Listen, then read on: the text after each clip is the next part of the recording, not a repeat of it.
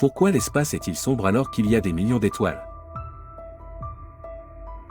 La lumière est un phénomène complexe et fascinant en physique, caractérisé par plusieurs concepts fondamentaux, dualité onde-particule, vitesse de la lumière, propagation, spectre électromagnétique, interférence et diffraction, réflexion et réfraction, polarisation. Quand le jour se lève, nous découvrons que l'univers entier qui nous entoure est éclairé par une quantité de lumière, que ce soit sur la surface de la Terre, ou sur la lumière du ciel, à travers laquelle nous pouvons voir tous les détails avec une extrême précision. La lumière du jour est une source essentielle de vision pour la plupart des êtres vivants sur Terre. Grâce à la lumière du jour, nous pouvons percevoir et interagir avec notre environnement de multiples façons. À titre d'exemple, la perception des objets et des couleurs, notre santé et bien-être sont extrêmement liés à la lumière. Nous pouvons voir les nuages et leurs déplacements, nous pouvons voir les volées d'oiseaux, nous pouvons voir n'importe quel objet en mouvement dans le ciel. Notre ciel est littéralement illuminé. Si nous nous interrogeons sur la raison de tout cet éclairage, nous découvrirons que le Soleil est responsable de tout cela. Le Soleil est la principale source d'éclairage pour la Terre. En effet, sa lumière est générée par des réactions nucléaires qui se produisent dans son noyau, produisant une grande quantité d'énergie sous forme de rayonnement électromagnétique, y compris la lumière visible. L'éclairage naturel sur Terre est principalement le résultat de la lumière du Soleil. Cette lumière solaire atteint notre planète et illumine sa surface, permettant ainsi la vision diurne. L'intensité lumineuse du Soleil varie au cours de la journée en raison de la rotation de la Terre sur son axe et de sa position par rapport au Soleil. Qu'après que le Soleil a fini son travail et que la Terre tourne son dos, l'ambiance change complètement de style, l'éclairage disparaît progressivement et la lumière se transforme en obscurité. Si vous essayez de lever la tête et de regarder le ciel, vous constaterez qu'il est principalement de couleur noire et ne contient que quelques simples points blancs. Cela nous pousse à se poser la question, comment se fait-il qu'il n'y ait qu'une seule étoile, le Soleil? En journée, le monde entier était lumineux, et maintenant, avec la présence de millions d'étoiles dans le ciel, l'espace est sombre et obscur. Je me demande quel est le secret. Qu'est-ce qui fait qu'une étoile suffit à éclairer tout le ciel alors que des millions d'autres étoiles sont incapables de cette tâche? Bienvenue sur Quick Starter, et cette vidéo répond à l'une des questions les plus intéressantes. Nous y répondrons à la question, pourquoi l'espace est-il sombre alors qu'il y a des millions d'étoiles? Avant de commencer, si vous êtes nouveau sur la chaîne, n'oubliez pas de vous abonner et d'activer la cloche et de partager vos commentaires avec nous. Notre ami le Parisien a construit une nouvelle maison, et en raison des mauvaises conditions économiques et comme il était un simple employé avec un faible revenu, la maison était constituée d'une seule pièce. Et sa superficie était de 4 mètres sur 4, le Parisien a décidé d'accrocher une lampe puissante au milieu de la pièce pour lui assurer un éclairage suffisant. Les jours ont passé et il a décidé de changer de travail et d'exercer un autre travail afin de commencer à gagner plus d'argent parce que ce travail ne le satisfaisait pas. Notre ami a changé de travail, et la surprise a été qu'il a été capable de gagner beaucoup plus d'argent en peu de temps. Après avoir mis de l'argent de côté, il a décidé d'agrandir sa chambre et d'augmenter sa superficie, soit une longueur de 300 mètres sur une largeur de 300 mètres, mais pour une raison quelconque. Il n'a pas fourni assez d'ampoules pour illuminer cette nouvelle pièce, mais s'est contenté de la seule ampoule au milieu de la pièce qui était présente au début, et il comptait sur cette unique ampoule pour éclairer tout cet immense espace. Cette seule ampoule peut-elle éclairer tout cet espace? L'éclairage de cette ampoule pouvait-il atteindre jusqu'au fond de cette pièce? Et vous, pensez-vous que la lumière de l'ampoule atteindrait cette grande distance? Personnellement, je dirais bien sûr que non. Avez-vous compris quelque chose? L'ampoule au milieu de la pièce est une métaphore des étoiles, et la pièce spacieuse est le vaste espace. L'espace est très large, beaucoup plus large que la chambre de notre ami le Parisien, mais franchement, ce n'est pas le seul problème. L'univers a toujours été en expansion depuis sa création, il y a plus de 13,7 milliards d'années, et il est dans un état d'expansion continue.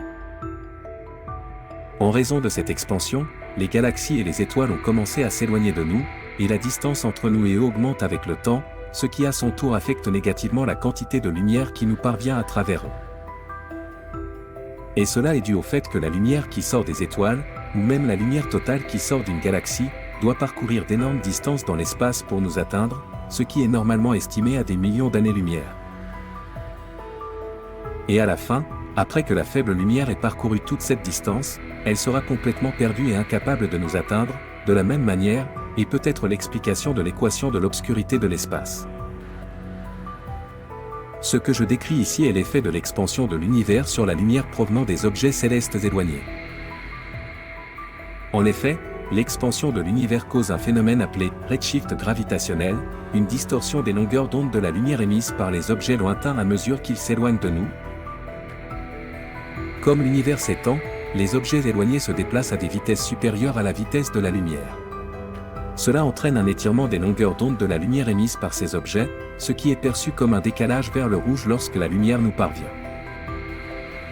Cet effet de redshift gravitationnel, résultant de l'expansion de l'univers, implique que la lumière émise par les objets très éloignés voit ces longueurs d'onde s'étirer jusqu'à des valeurs où elles deviennent indétectables ou très difficiles à détecter, surtout pour les télescopes observant dans le domaine visible.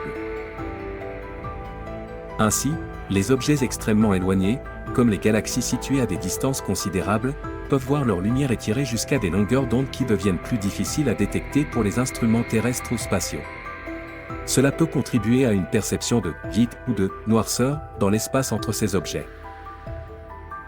Cependant, même si la lumière des objets lointains peut subir des changements de longueur d'onde en raison de l'expansion de l'univers, il est important de noter que cette lumière n'est pas perdue en soi. Elle se déplace toujours à travers l'espace, bien que ses caractéristiques puissent être altérées lorsqu'elle atteint des distances extrêmes. L'espace extra-atmosphérique contient un grand nombre d'étoiles, la Voie lactée à elle seule contient environ 200 milliards d'étoiles comme notre Soleil et l'univers contient au moins 100 milliards de galaxies.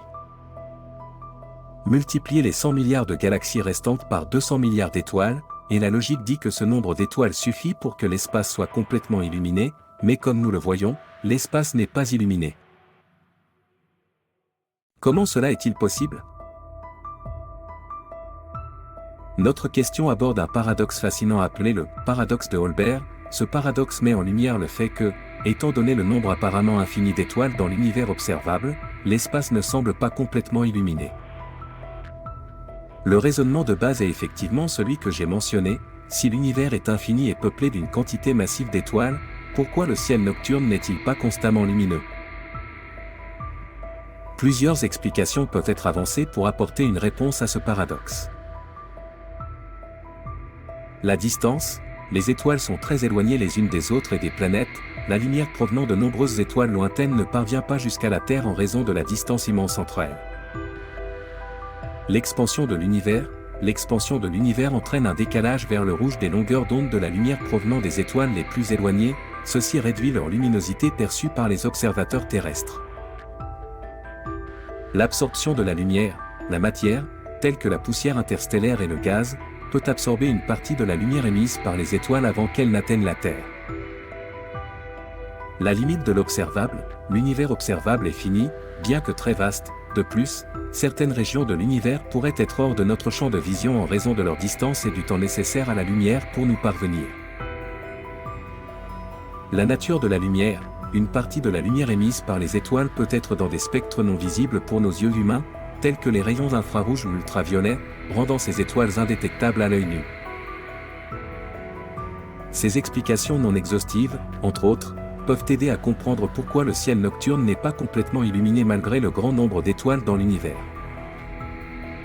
Il est vrai que l'espace est sombre, et en même temps l'espace n'est pas non plus très sombre et très lumineux, mais cela dépend de la façon dont nous voyons les choses et du type de spectre lumineux que l'œil peut voir. La perception de la luminosité de l'espace dépend de nombreux facteurs, y compris la façon dont nos yeux perçoivent la lumière et le spectre lumineux observable. Lorsque nous regardons l'espace à partir de la Terre ou depuis des télescopes, nous sommes limités par la capacité de nos yeux à capter la lumière, nos yeux sont sensibles principalement à la lumière visible, une petite fraction du spectre électromagnétique complet. De plus, la luminosité perçue de l'espace peut varier en fonction de la densité des objets lumineux dans une région donnée, même si l'espace contient un grand nombre d'étoiles, leur répartition dans l'univers est loin d'être uniforme. Certaines régions de l'espace peuvent sembler plus lumineuses que d'autres en raison de la concentration d'étoiles, de galaxies ou de phénomènes lumineux spécifiques.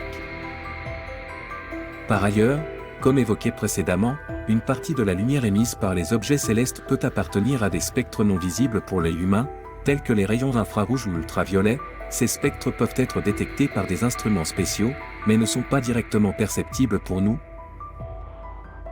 En somme, la perception de la luminosité de l'espace dépend de la sensibilité de nos yeux à la lumière visible, de la densité et de la distribution des objets lumineux dans l'univers observable, ainsi que des différents spectres lumineux existants dans l'espace cosmique.